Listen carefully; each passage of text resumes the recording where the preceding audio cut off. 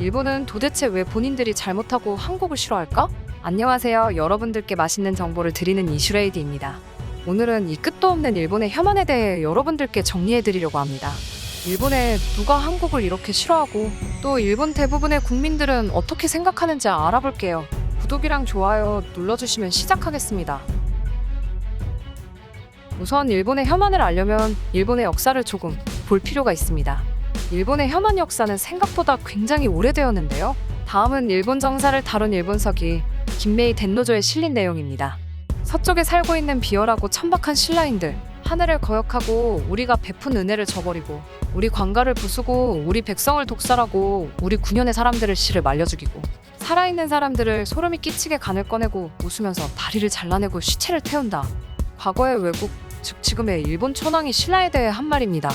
물론 그 당시 백제에 대해서는 우호적이었다 라고 말하는 분들도 있겠지만 과거 섬나라의 특성상 발전이 더디고 가까운 한반도에서 자원을 가져와야 하기 때문에 당연하게도 과거부터 일본은 한반도 국가의 도움 없이는 발전할 수 없는 나라였죠. 그러한 맥락으로 일본은 폐쇄적이고 소극적인 성격을 가질 수밖에 없었는데요. 그렇기 때문에 아주 오래전 신라부터 조선시대까지 일본은 한국에게 열등감과 악감정을 가질 수밖에 없었죠. 그래서 폐쇄적인 섬나라가 살 수 있는 유일한 길은 바로 전쟁이었습니다. 육지로 나아가 수탈해서 발전하는 것 말고는 방법이 없던 일본은 임진왜란부터 제국주의 식민지를 만들기까지 밖에서 자원을 강탈해서 발전하는 방법을 선택했는데요. 그 과정에서 애꿎은 한반도는 계속해서 괴롭힘을 당하게 됩니다. 그리고 군사보다는 안정적인 삶과 문화를 발전시키고 있던 조선은 군사를 앞세운 임진왜란에 아주 큰 피해를 입게 되죠. 그리고 여기에서 1차적인 혐한이 일어나게 됩니다. 당시에 일본인들은 스스로 사무라이 문화와 일본인의 정신 같은 것들을 강조했기 때문에 스스로 정의롭다고 생각했고 그 화살은 결국 정복당해주지 않은 한국에게 돌아가게 됩니다.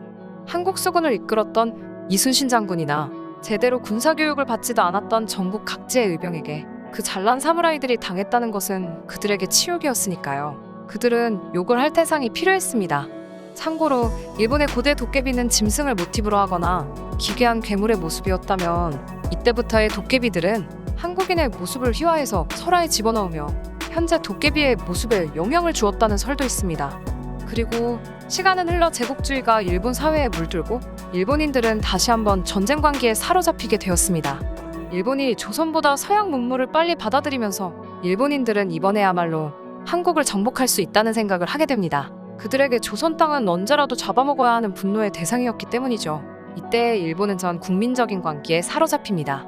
전쟁을 통해 일본 열도를 탈출해서 육지로 나아갈 수 있다는 생각은 위험하다거나 잘못되었다는 생각들을 덮어버리기에 충분했습니다. 당시의 천황을 포함한 일본의 수뇌부들은 위대한 일본이라는 슬로건으로 일본 국민들을 선동했습니다. 그들의 프로파간다는 가히 엄청났습니다. 위대한 국가들을 개혁시켜준다. 항상 미웠던 조선이지만 일본이 앞장서서 선진화를 도와주는 것이다. 라는 말도 안 되는 선민의식이 일본인들에게 뿌리내리게 됩니다. 심지어 우리에게 아픈 역사인 일제강점기는 오늘날 일본인들에게 지금까지도 한일병합의 시기 라는 표현으로 불리고 있는데요. 현대에 와서도 일본인들에게 한국은 정복하고 병합해야 하는 땅이라는 인식이 만연하다는 거죠. 일본인들의 미소 띤 얼굴 뒤에는 병합이라는 키워드가 도사린다는 것이 굉장히 이질적으로 느껴지죠. 일본의 식민지 정책으로 한국을 수탈하고 난 이후에 일본인들은 한국인을 열등한 종자라고 말하고 다니기 시작했습니다. 그들의 눈에 한국인은 미개한 개척국 사람들로 보였기 때문이죠. 그 당시에 제조 일본인, 즉 조선에 거주한 일본인들에게 조선인들은 하등한 물건쯤으로 여기는 문화가 자리매김하게 됩니다. 그리고 이런 식의 생각들은 빠르게 일본 본토로 퍼져나갔고 그들에게 조선인은 더 이상 인격체가 아니게 됩니다. 제국주의 시절 당시 일본인들은 팽창하는 일본을 보며 국수주의에 빠지기 시작합니다. 자국이 가장 우월하다는 파시즘적인 사고방식에 사로잡히게 된 거죠. 그 어떤 민족보다 스스로 우월하며 그 가장 밑에는 한국인이 깔려있다는 사상이 사회 전반에 퍼지게 됩니다. 이 당시 일본인들이 한국인을 대한 태도는 혐한이 아니라 벌레를 보는 듯한 멸시에 더 가까웠죠. 그렇게 영원할 것만 같았던 일본의 독주는 한국의 독립을 부르짖는 목소리와 수많은 피를 흘린 독립운동가들, 그리고 전쟁의 종결로 패망하게 됩니다. 시간이 지난 지금도 일본인들 사이에서는 저 상황을 이해할 수 없다는 이야기가 나오곤 합니다. 그 이유는 아직까지도 일본인들에게 국수주의가 남아있어서 아무리 미국이 도와줬다고는 하나 하등한 한국인에게 패배했다는 생각을 인정할 수 없다는 건데요. 이러한 상황에서 2차적인 혐한이 만들어졌습니다. 패배를 인정하지 못하는 일본의 자국 우월주의는 결국 한국에 대한 혐오로 이어져 다음 세대에 전달하게 되었죠. 그러한 혐오는 계속해서 이어져 오며 하나의 세력이 만들어지게 되는 수준까지 이릅니다. 결국 현대 혐한의 기원이 된 셈이죠. 일본의 패망 후 한국은 크고 작은 일들을 겪으며 또다시 아픔의 시기들을 겪게 됩니다. 하지만 이때에도 일본은 약삭빠르게 성장하고 있었죠. 대한민국이 분열하여 한국전쟁이 일어나게 되었을 때 일본은 기뻐하게 됩니다. 한국의 쇠락이 본인들의 전범 시절 때문이 아니라 한국전쟁 때문이라고 덮어씌울 수 있었기 때문인데요. 이때 당시에 일본의 문헌에 따르면 한국인들은 화가 많고 성격이 급하여 그들의 생각에 빠르게 미치지 못하면 난동을 부린다. 그래서 지금 한국인들은 서로 총칼을 들이밀고 있는 것이다. 일본의 경제성장은 여기에서 힘을 얻어야 한다. 한국의 물자를 팔고 판물건의 주인이 죽으면 다시 주워 팔아야 한다. 라는 글이 기고되기도 하고 또 독도에 대한 언급도 하며 기회를 엿봐 훔쳐와야 한다는 언급들도 나오게 됩니다. 이런 사실은 당시에 죽어가던 한국인들에게는 먼 이야기였고 힘이 없던 한국은 대응도 못하고 시간은 흐르게 됩니다. 그리고 한국은 한강의 기적을 이루어내며 엄청난 경제 성장을 하게 되는데요. 순식간에 성장하는 한국을 보며 일본인들은 경악하게 됩니다.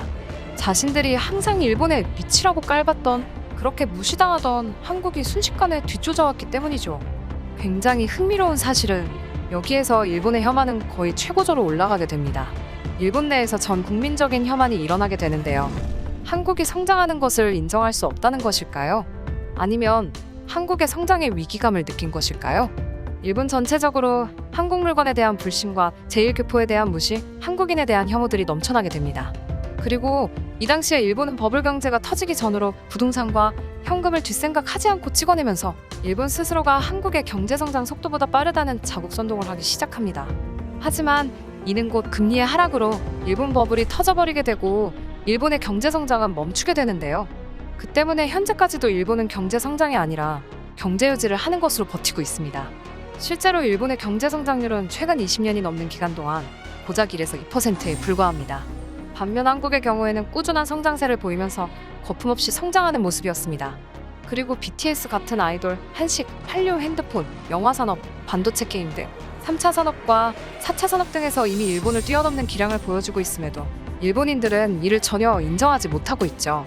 그런 와중에 혐한은 일본의 기본적인 정서 중 하나로 자리 잡히고 내누익, 자민당 등 여러 가지 형태의 모습을 띠며 그들의 정치적 슬로건으로 현재까지도 만들어지게 된 것이죠. 일본의 한국 혐한에 대해 간략하게 설명해드렸습니다. 부족한 부분들은 댓글로 말해주세요. 저도 더 좋은 영상 많이 만들게요. 다들 구독과 좋아요 눌러주셨나요? 빨리 눌러주세요. 일본이 인정을 하든 못하든 현재 한국이 세계 속의 중심이 되고 있다는 사실은 전 세계인 모두가 인정하고 있는 사실일 겁니다. 우리 스스로 발전해왔다는 것에 그리고 그 어려운 시기들을 이겨내고 이런 훌륭한 대한민국을 만들어낸 한국의 어른들에게 박수를 보내며 지금까지 이슈레이디였습니다. 고맙습니다.